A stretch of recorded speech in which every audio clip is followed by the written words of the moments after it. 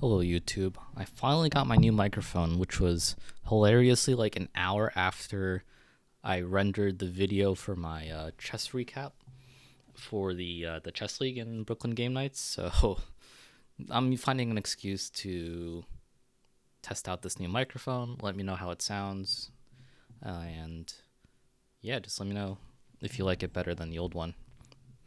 So I played a 5-0 Blitz Arena just to practice for the tournament on Saturday, and I got this nice win against a player that was 250 points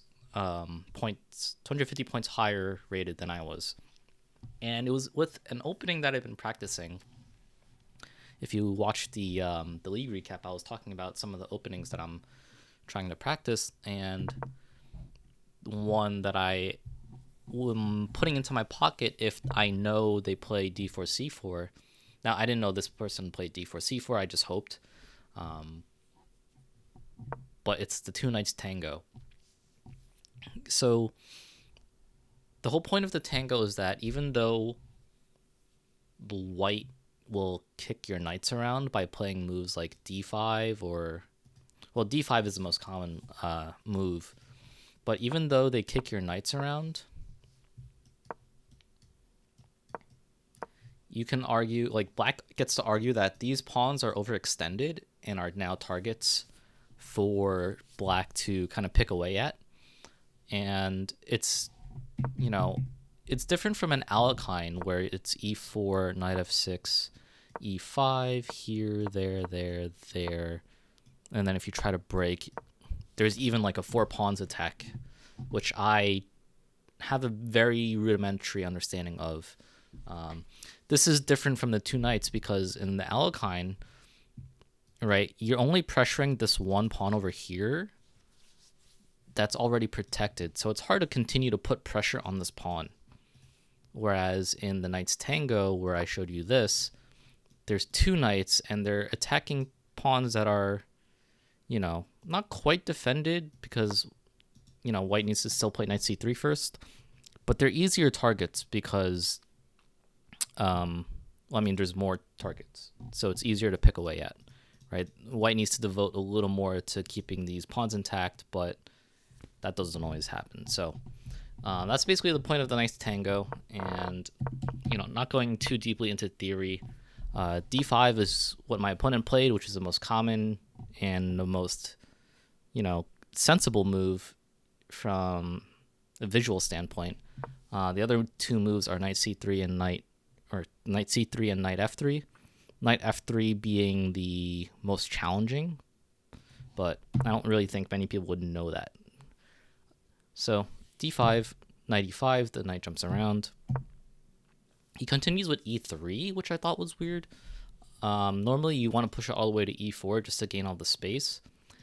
e3 and e4 both protect the c4 pawn, which is hanging before you move the e pawn, so okay, it makes sense. A common mistake is actually f4 immediately, trying to continue to kick this knight around. You just take here, and if black goes e4 here, you can even play b5 to protect the knight, or you can just drop it back to b6.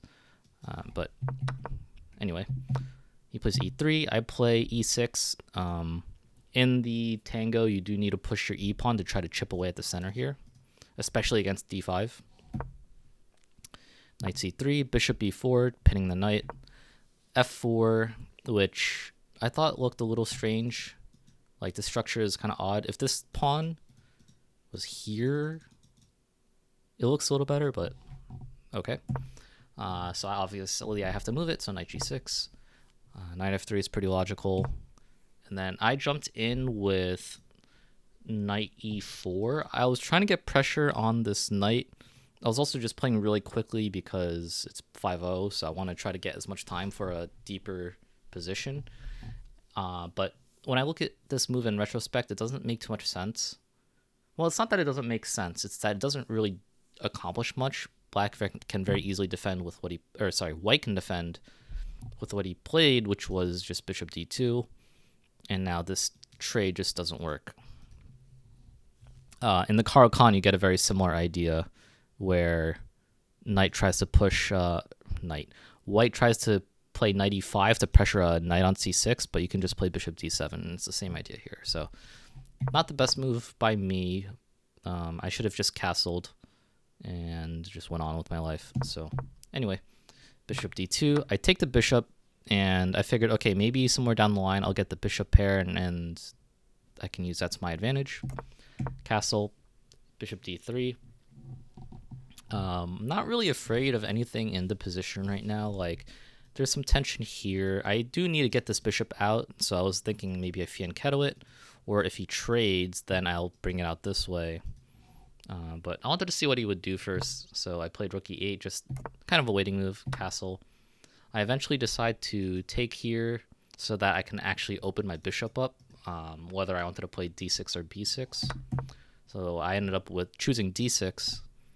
I think putting the bishop on b7,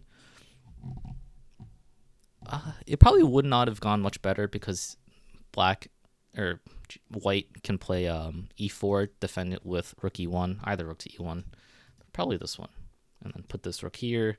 So maybe it was better, but d6, computer likes d6 better, or is the best move. Okay, so he's kicking my bishop away. I want to keep it out inactive, well, obviously, because I closed it off. I can't bring it back to like e7, so I got to do this. And rook e1 happens. And here, I noticed a tactic after a move or two, but I totally could have taken on f4. I noticed it after I played my move bishop g4, but I can actually take here because this pawn is pinned to the king. But yeah, I was just playing a little too quickly. You can see we've played about 15 moves. I haven't spent more than a minute yet, so that's just what happens. I went bishop g4, just threatening a bad pawn structure. He moves out of the way. I give my king some breathing room. He moves his king. Or I give my bishop some breathing room. He moves his king out of the way. And here, I didn't really have much of a plan in the position, right? You know, my knight's kind of stuck. I figured I wanted to break with c6, so maybe queen d7, because I didn't really want to bring my bishop all the way back for no reason. Well, it wouldn't be for no reason, but it felt really awkward to retreat my bishop all the way back. But okay. Computer says bishop d4 is the best move. I didn't want to trade off the bishop because I had the bishop pair, but, you know, computer says if you damage the structure, it's worth it. But that's neither here nor there. So he takes my knight, which I thought was strange. You know, I'm not sure if he was afraid of something with the knight, because right now it's pretty out of the game, right? I can't really do anything forward. I'd have to retreat it to like e7 and then up to f5, but your knight's already there, so you could just make me waste a whole bunch of time just to trade it off. So... But anyway, I took on h6, or I took with the h-pawn on g6. He pushed e5 or e4, which makes sense. The center is starting to really come forward, but at the same time, I still have all my pawns back here, and I can try to chip away at this center as we keep playing. Again, I'm not really sure what I should be doing here, so I played queen d8. And he plays that h3, which does give my bishop some room to retreat. I think that's the reason why I played it to begin with. I noticed that, you know, if my queen was still on d7, let's just say here, right, this starts getting a little concerning. Although, wow, computer says it's still -1 even if you sack. Wow. Or maybe it's because I played a5, but anyway. Retreat the bishop.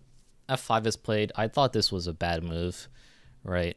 You're not winning a pawn, and you're helping get one of my pawns towards the center. I did play g takes f5. He takes back with the knight. And then I played queen f6, trying to win another pawn. Right, so eventually I'll do this. And he just plays rook AC1. I figured nothing really would happen after that, right? Like, my bishop actually protects the c pawn where he has an open semi-open file. So I figured, okay, maybe you're trying to do like this, but I figured, okay, well, I'm just gonna win a pawn. Or wait, I didn't even win the pawn. I played rook e5 for some reason. I didn't win the pawn immediately. I just played rook e5. But yeah, that let him play g4. The computer says this is pretty good for black still, but you know, doubling my rooks. I probably could have just won this pawn right away though.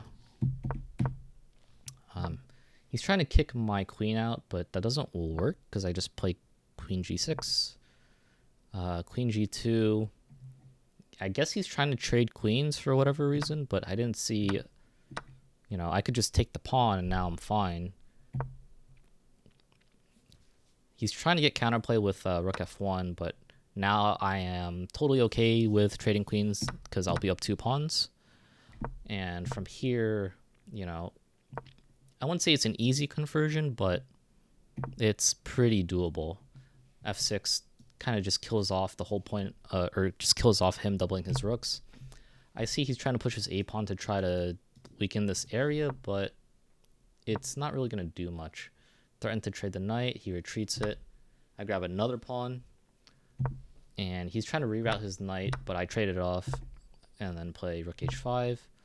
He tries to defend, but he defends it the wrong way. You need to bring this rook forward so that this rook can come here.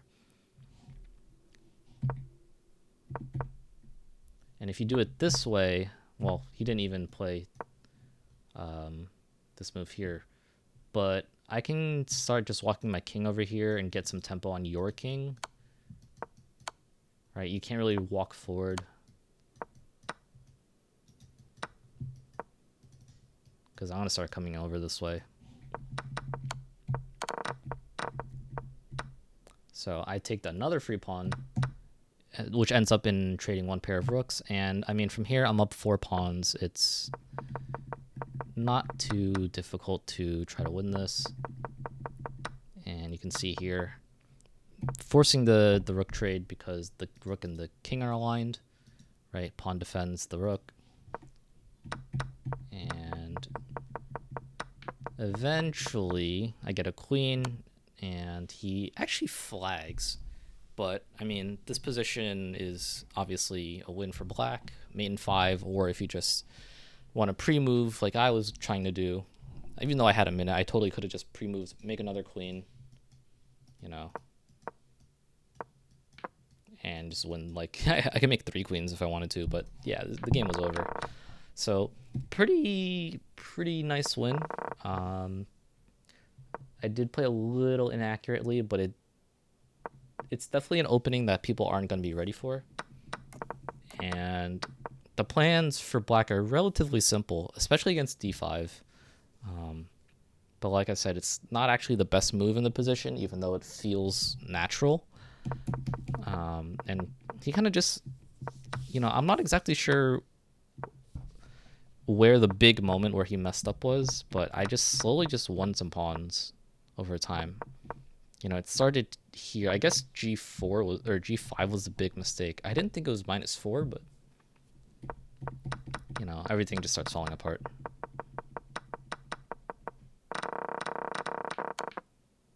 Yeah. So, nice little win. Just wanted to show that game off, and I will talk to y'all later.